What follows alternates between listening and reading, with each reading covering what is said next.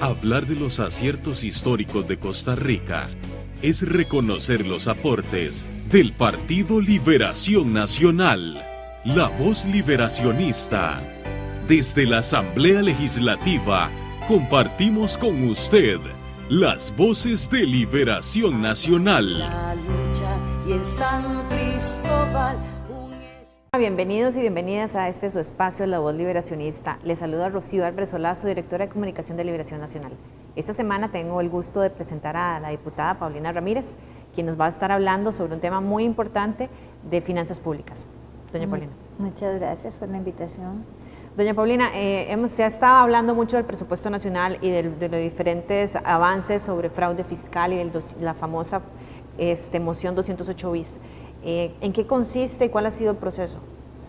Bueno, tenemos una discusión del proyecto de fraude fiscal que lleva prácticamente 2 años y pues finalmente ya hemos tenido un dictamen y dada la importancia del proyecto y de darle señales no solo nacionales sino internacionales de que queremos un país en favor de la transparencia, hemos aprobado a nivel del plenario un 208 bis, de manera que le demos una aprobación vía rápida al proyecto de fraude fiscal. En este momento nos encontramos en la Comisión de Hacienda, sesionando extraordinariamente a las 9 de la mañana todos los días, incluso viernes y sábados, de manera que podamos sacar todas las observaciones que se han venido escuchando y las audiencias que hemos venido dando, valorarlas, a ver si requiere de algún cambio o valorarlas de manera de que podamos sacar el proyecto hasta el 27 de agosto que tenemos tiempo.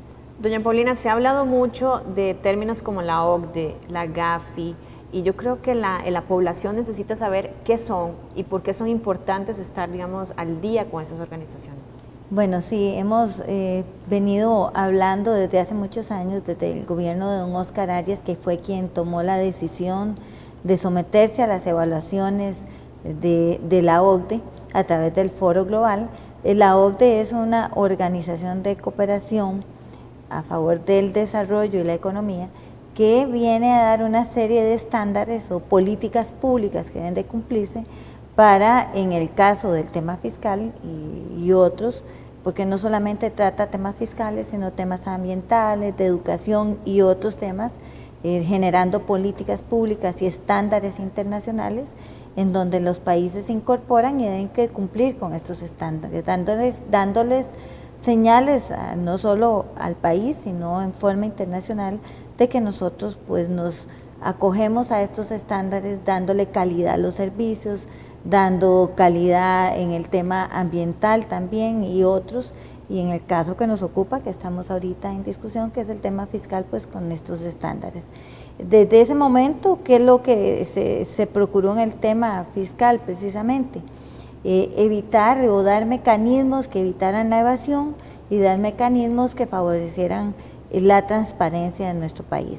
En ese momento aparecíamos en una lista negra, gracias a ciertas acciones y políticas públicas que se dieron en aquel momento, pasamos a la lista gris y estamos aún con algunas observaciones para poder pasar de una fase 1 a la fase 2 y avanzar hasta la fase 3. Entonces, en este momento nos hicieron a finales del año pasado, el Foro Global hizo unas observaciones que vienen incorporadas en una serie de proyectos de ley, en el caso de fraude fiscal con el registro de accionistas y beneficiario final, y estamos en este momento en la discusión, es parte del documento de fraude fiscal. Adicionalmente, el ICD también ha tenido observaciones en temas de transparencia, sobre todo en lo que es lavado de capitales, financiamiento del terrorismo y todo lo que es blanqueo de capitales. Entonces, ¿qué ha hecho el país? Pues ha generado una serie de proyectos proyectos de ley y políticas públicas para transparentar a nuestro país. En el año 2013 se aprobó la ley de cumplimiento de estándares, lo que hizo que nosotros pudiéramos avanzar en este tema fiscal y de transparencia, y se han cumplido con todas ellas, sobre todo en el marco financiero, en el ámbito financiero.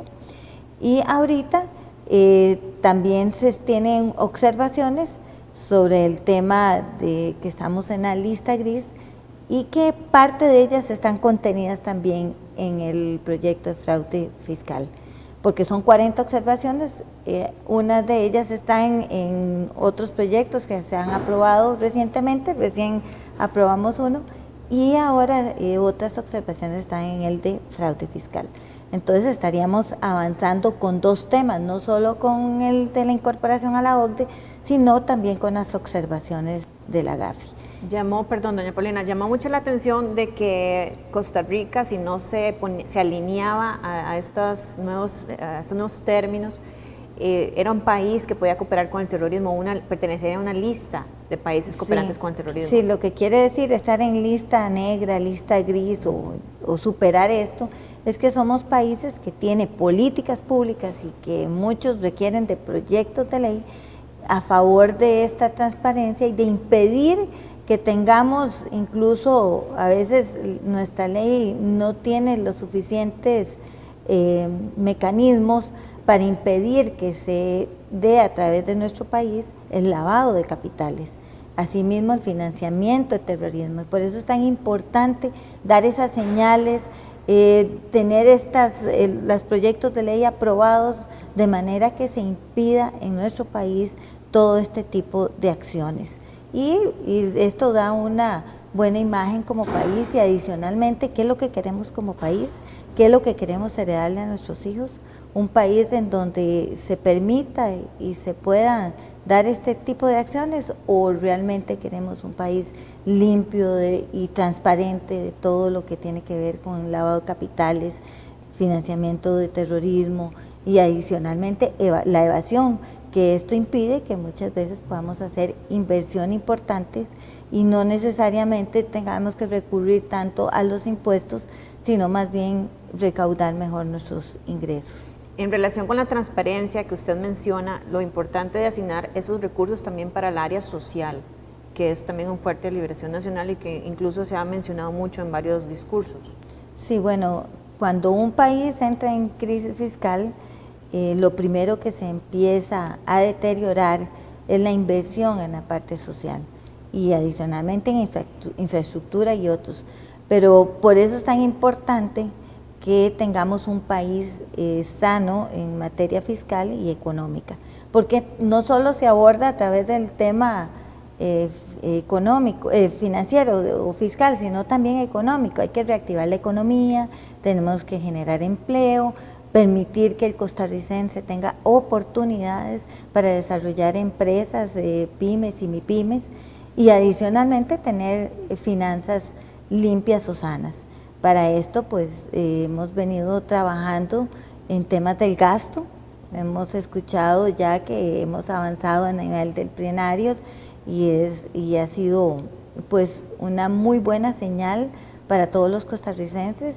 Ya llevamos varios proyectos avanzados en racionalización del gasto, sobre todo en tema de pensiones, y estaremos avanzando en estos días en empleo público. Doña Paulina, el tema de transparencia tributaria unida o paralela a una agenda de reactivación económica ha sido también uno de los temas importantes de la fracción liberacionista. ¿Viene a ser parte de esta agenda? Sí, claro. El de fraude fiscal lo estás hablando, esto es algo integral. Yo siempre digo que el tema fiscal y el tema de reactivar la economía es algo integral. Tenemos que tener finanzas sanas, entonces tampoco podemos tener gasto que viene a disparar o a ser disparadores en nuestras finanzas. Entre ellos está todo lo que es de materia de pensiones, remuneraciones, transferencias y otros, que hay proyectos en este momento que creo que han sido acciones históricas de esta legislatura, en donde hemos venido a abordar el tema del gasto. Hay que abordar el tema fiscal, el tema del gasto, reactivación económica y una mejor recaudación para poder tener estas finanzas sanas que hemos venido hablando. Y en estos temas hay diferentes proyectos de ley que los tenemos ahorita en la corriente legislativa, muchos a favor de la reactivación económica, otros a favor de poder tener estas finanzas sanas, y otros los que hemos venido discutiendo que es para racionalizar el gasto. Doña Paulina, ha sido un consenso, un diálogo de una asamblea legislativa fraccionada, pero también con sectores. ¿Ha sido un llamado al que ustedes han hecho que sectores vengan a exponer sus posiciones? Ha habido una apertura de parte de nuestra fracción y de todas las fracciones que integramos, incluso la alianza, de entrar al diálogo, de escuchar a los sectores y que podamos llevar a los proyectos a algo más equilibrado y podamos tener proyectos que realmente tengan el consenso de todas las diferentes fracciones. Y yo creo que solo así lo podemos lograr. Cuando hay tantas fracciones, si no hay diálogo, si no hay consensos, si no llegamos a acuerdos, difícilmente podríamos avanzar. ¿Ha sido una ventaja tener la alianza, doña Paulina? Sí, claro. Yo creo que los hechos lo han demostrado. Sobre todo en este año ha sido importantísimo el avance que hemos tenido en proyectos aprobados en tan solo 2 meses que tenemos del 1 de mayo a este momento. Hemos aprobado proyectos muy importantes y eso se demuestra gracias al diálogo y a que hemos podido unir esfuerzos de las diferentes fracciones que estamos dentro de la alianza. Unir esfuerzos, doña Paulina, yo creo que esa es una frase muy importante en una asamblea legislativa multipartidista. ¿Cuál ha sido el principal obstáculo que usted considera han sobrellevado? Bueno, hay diferentes pensamientos, diferentes posiciones y hay que buscar posiciones equilibradas, que incluso algunos tendrán que ceder y otros tienen más que aportar.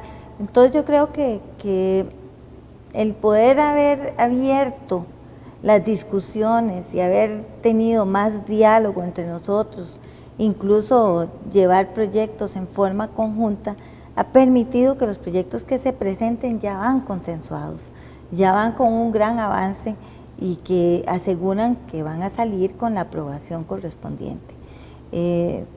Esos obstáculos evidentemente siempre van a haber diferencias, sin embargo se minimizan gracias a que tenemos una alianza que dialoga, se reúne y une esfuerzos como hemos venido haciéndolo hasta el momento.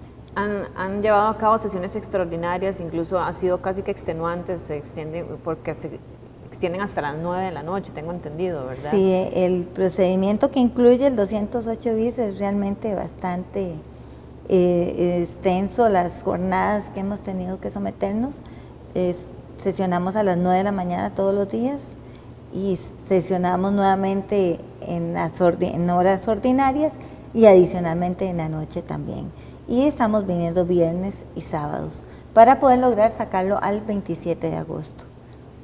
Doña Paulina, ¿cuál es el proceso para el avance o cuánto falta para ver el proyecto que llega al plenario? Nosotros esperamos terminar en audiencia la próxima semana y hacer algunas reuniones de trabajo para poder ver si las observaciones, ya nuestros asesores también están conjuntando y reuniendo todas las observaciones y haciéndonos una matriz para ver cuáles de ellas se valoran y se puedan incorporar, muchas para mejorar el proyecto de ley, otras porque puede ser que no valoramos algunos temas que pueden venir a ser algún problema para los sectores, porque no hay imposibilidad material de cumplir con algunas cosas, entonces es importante valorarlo también. Entonces estamos en este trabajo y esperamos que ya en 2 semanas podamos tener un avance. Importante, con la promesa de darle seguimiento, doña Paulina, vamos a abrir nuevamente este espacio para que usted venga a conversarnos sobre este tema. Muchísimas gracias por estar con nosotros. Los esperamos la próxima semana en este su espacio, La Voz Liberacionista.